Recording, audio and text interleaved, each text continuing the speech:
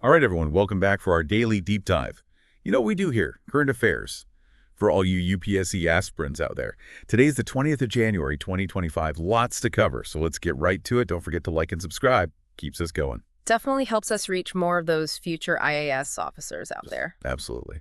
All right, kicking things off with some defense and international relations. Exercise Law Perouse is making headlines. INS Mumbai is participating. Big deal for India. But the phrase that caught my eye, maritime domain awareness. Break that down for us. Yeah, think of it like a really detailed 3D map of what's happening at sea. Everything ships, submarines, even underwater activity, knowing who's out there, what they're doing, and, anticipating any potential issues. Super crucial in the Indo-Pacific. Yeah. Think about China's growing navy. Right, so it's about intel gathering, not just, showing off military power. Exactly. Okay, let's shift gears a bit to the digital world. NIXI has launched this Internet Governance Internship program. Seems like a great opportunity, especially for Indian citizens. Yeah, this is a big one because it gets to the heart of how India can shape global internet policies. We always hear about ICANN, right? Managing domain names and IP addresses. Well, this internship puts you right in those discussions, bringing Indian perspectives to the table. Imagine more Indian experts influencing decisions that affect billions of internet users. The internship itself seems pretty sweet, too. Stipend mentorship from global experts, hands-on experience. But zooming out a bit, how does this fit into India's own digital landscape, especially with all the challenges we face, cybersecurity, data privacy, all of that? It's about building up expertise, right? India needs skilled professionals who really get internet governance, who can see the challenges coming and be part of the solution, not just for India, but globally, this internship. It's like planting a seed that could grow into a whole ecosystem of internet governance experts in India. I like that analogy, from the digital world. Let's talk about rubber specifically. The Rubber Board's new initiatives, iSNR and INR Connect. iSNR seems tied to that new EU deforestation regulation, right? Economy meets sustainability.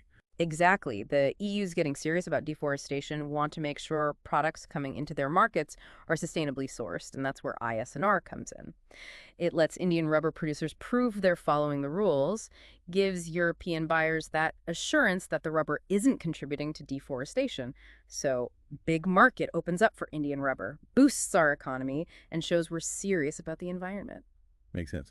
And INR Connect, that seems more about the internal workings of India's rubber industry, increasing efficiency and all that? Right. Think of it as a platform connecting everyone in the rubber world. Growers, tappers, training, knowledge sharing, it all comes together so productivity goes up.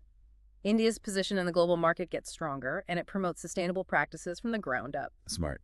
Yeah. Let's dive into something a bit more, intriguing. The discovery of 2 new goby fish species in the Coringa Wildlife Sanctuary. New fish species. You don't hear that every day. Yeah, and gobies, they're like little indicators of the ecosystem's health, Coringa, with its mangrove forests. It's a biodiversity hotspot, and these gobies tell us that things are going well there, highlights how important it is to protect these unique environments, not just for the gobies, but for all the species that depend on them. It makes you wonder what else is out there waiting to be discovered. For sure. Speaking of discoveries, how about that planet parade? Venus, Saturn, Jupiter, Mars, all lined up in the night sky. Pretty amazing. It is. It's really an illusion from our perspective here on Earth. They're not actually close together in space, but it does make you think about our place in the universe. It really does, okay. From the vastness of space. Yeah. Let's talk about Mission SCOT. This is where Digantara, an Indian space startup, is making a name for itself in space situational awareness, or SSA for short. Yeah, SSA is basically keeping track of everything in Earth's orbit, satellites, debris, the whole deal. And SCOT's special because it can track objects as small as 5 centimeters. That's a game changer. It's like having a super precise traffic cop in space, keeping those satellites safe and preventing collisions. And an Indian startup is leading the way. That's pretty impressive. Another big development, the Trajan 155mm towed artillery gun. Indo-French collaboration just got a big export order from Armenia. Yeah, this is huge for India's defense industry. Shows we can design and manufacture advanced weaponry that meets global standards, puts India on the map as a serious contender in the arms market, and strategically speaking, strengthens our ties with Armenia, shows our growing influence. So it's not just about the tech, it's about the bigger picture. Absolutely. And while we're on India's space journey, 2 other Indian space startups launched satellites on that same SpaceX mission. Pixel and XDLNX Space Labs. Yeah, Pixel is working on a constellation of hyperspectral imaging satellites basically really powerful cameras in space that can capture detailed images of Earth, see things like crop health, mineral composition, even pollution. The applications are endless: agriculture, mining, environmental monitoring, you name it. Wow, and XD Space Labs. They designed and built a satellite called Elevation One for a U.S. company. Shows their technical skills and how Indian companies are becoming sought-after partners in the global space industry. Impressive, Harry. Back down to Earth. The Chincholi Wildlife Sanctuary is facing some challenges. The Forest Department is relocating a hamlet that's located deep inside. Yeah, Chincholi Spettal, it's the first dryland sanctuary in South India. Unique plants and animals adapted to that environment. Black bucks, wolves, sandalwood trees, a real treasure trove protecting it while also thinking about the people living nearby. It's a tough balancing act, requires creative solutions and collaboration. It raises the question, how do we balance development with conservation, especially in a country as densely populated as India? It's a complex issue, no easy answers, but definitely one we need to keep thinking about. Absolutely. Yeah. All right, let's end this section with a truly mind-blowing discovery. Dark oxygen, found in deep-sea metal nodules, oxygen production, but without photosynthesis. Yeah, it's wild. Turns out in the deep ocean, certain metal nodules can split water molecules into hydrogen and oxygen, and they do it without any sunlight. Completely changes what we thought we knew about oxygen and opens up all sorts of possibilities for life in extreme environments, even on other planets, maybe. Mind-blowing. Okay, last one for this part. The Upper Karnali Hydro-electric Power Project, collaboration between India, Nepal, and Bangladesh. A real game changer in South Asia's energy scene. Absolutely. Not just about generating clean energy, though. It's about economic growth, stronger regional ties, and sustainable development. A great example of how countries can work together to tackle shared challenges and build a brighter future for everyone. A real win-win situation. Exactly. Back again for more deep dive action. Today, we're picking up with that Upper Karnali Hydro-electric Power Project. Remember, this isn't just about building a dam. It's a whole model for how countries can work together. Yeah, it's a fascinating mix of economics, geopolitics, environmental concerns. This thing's massive. 3,466 million units of electricity annually. That's power for millions of homes across India, Nepal, and Bangladesh. What caught my eye was the whole build-own-operate transfer aspect. Break that down a bit. It's a smart way to get foreign investment involved while still making sure the host countries benefit in the long run. So a private company handles the construction and running the whole thing for a certain amount of time, and then ownership goes back to the governments involved, win-win situation, private expertise and money up front, and then ultimate control and benefits go back to the countries. So it's not just about the electricity. It's about building up the economy, sharing knowledge and tech, and strengthening ties in the region. A holistic approach, you could say. Exactly. But let's circle back to something we touched on earlier, India's growing role in the global arms market. That Trajan 155mm towed artillery gun, getting that export order from Armenia feels significant. It shows India's not just buying weapons anymore. We're making and selling them on a global scale. The Trajan itself, pretty impressive, 40-kilometer range advanced targeting systems, works in tough terrain too, so it's appealing to a lot of countries. This isn't just about the money, though. It's about projecting power-building strategic partnerships, showing that India is a reliable partner on the world stage. It's like a trifecta. Economic gains, technological prowess, and strategic influence all in one. Pretty fascinating stuff. Oh. All right, let's go back to nature for a moment.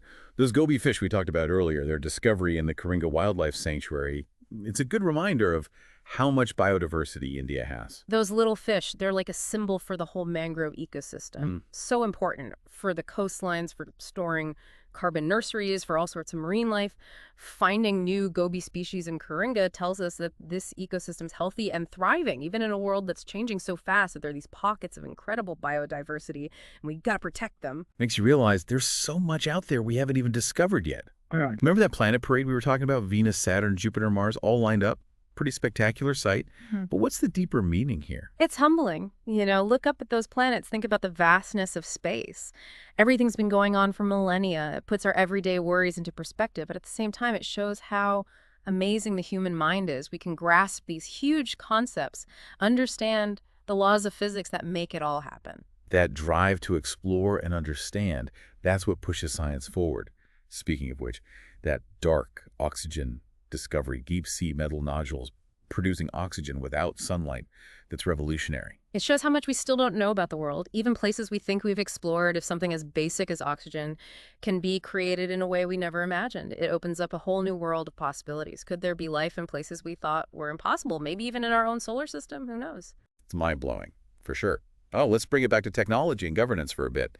That NIXI, Internet Governance Internship Program, sounds like a fantastic opportunity for anyone interested in the digital world. It goes beyond just tech skills, though. It's about equipping people with a deep understanding of how the internet works, the politics, the social aspects, the economics, cybersecurity data, privacy, net neutrality. These are huge issues, and this program is creating future leaders who can handle these complexities and shape the future of the internet. So it's about giving people the knowledge and the ability to think critically about the digital age and making sure India has a voice in global internet governance. Exactly. Speaking of India's global role, those rubber board initiatives, iSNR and INR Connect, seem to strike a good balance between economic growth and environmental responsibility. They're great examples of how India is using technology for a more sustainable future. iSNR helps our rubber producers meet those tough international standards, opens up big export markets, and shows we're serious about responsible sourcing. And INR Connect, it streamlines the whole industry, connects everyone involved, which increases productivity and efficiency, while also promoting sustainable practices at the ground level, a model for other industries to follow. So it's about finding solutions that are good for business and good for the planet, win-win. Definitely. Let's take a moment to think about that Chincholi Wildlife Sanctuary relocation effort. It reminds us that conservation sometimes means making difficult decisions. Yeah, it's about finding ways for humans and nature to live together harmoniously. We're all connected, after all. Sometimes relocating a community is necessary to protect a fragile ecosystem. It's about finding solutions that work for both people and wildlife, recognizing that conservation isn't just about preserving pristine wilderness, it's about managing human-wildlife interactions in a way that's sustainable. It's a tough issue with no easy answers, but it's something we need to address. Absolutely. As we move forward, we need to remember that the choices we make today will shape the world of tomorrow. And that's why staying informed and engaged is so important. All these events, discoveries, challenges, they're not just headlines. They're shaping the future. Welcome back for our final deep dive installment. Let's pick up with exercise La Perouse. Remember that multinational maritime exercise we discussed earlier?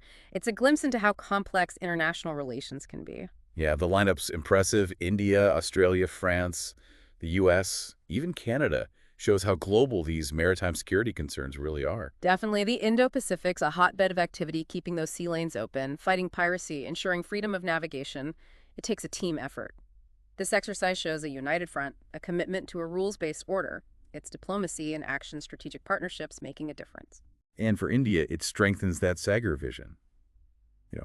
Promoting cooperation and stability in the Indian Ocean, building alliances, showing off those maritime capabilities. Okay, let's switch gears again from geopolitics to something, well, more cosmic. That planet parade we keep coming back to. Amazing to see. But what's the bigger takeaway here? It's a reality check. You look at those planets lined up. Think about how vast the universe is, how long it's all been going on, makes our problem seem kind of small. But it also shows how incredible humans are. We can understand these cosmic events, the laws of physics that govern it all. That curiosity, that drive to explore, it's what pushes us forward. Speaking of pushing forward, that dark oxygen discovery, those deep-sea metal nodules producing oxygen without sunlight, that's a game changer. It makes you realize we still have so much to learn about our own planet. What if life exists in ways we never imagined on other planets in our solar system, maybe even further out? Yeah. This changes everything about how we search for extraterrestrial life. Pretty amazing stuff. Okay, one last time. Back to India's space sector. Digantara, Pixel, XD-X Space Labs. These startups are really putting India on the map. They're not just launching satellites, they're pushing boundaries, innovating in space exploration, finding ways to apply it back here on Earth, tracking space debris, monitoring agriculture, providing high-res images for disaster relief. Indian companies are becoming global leaders in this space. It's a testament to our scientific talent, entrepreneurial spirit, and that ambition to shoot for the stars. Inspiring to see. Okay, before we wrap up, let's come back to a key theme. Sustainability. We've seen it in so many of these topics today. It's everywhere. The rubber boards initiatives, the Chincholi Wildlife Sanctuary relocation, the Upper Karnali Project. It all shows a growing awareness that economic development and environmental responsibility have to go hand in hand. It's not just about saving nature. It's about recognizing that our own well-being depends on a healthy planet. It's about making choices today that will create a sustainable future for everyone. And that's where knowledge comes in. Understanding these issues is crucial. That's why we do this deep dive every day, to keep you informed, to spark that curiosity, to help you connect the dots. It's all connected. Exactly. So that wraps up our deep dive for today. We covered a lot, from the depths of the ocean to the vastness of space international relations, the latest tech breakthroughs. We hope you learned something new, got you thinking about the world in new ways. Remember, knowledge is power, and staying informed is the key to making a difference. And of course, for those of you prepping for the UPSC, this is the stuff you need to know. So keep those dreams alive, keep studying, and don't forget to hit that like button and subscribe. We'll be back tomorrow with a whole new set of current affairs. Ready to dive in again. See you then.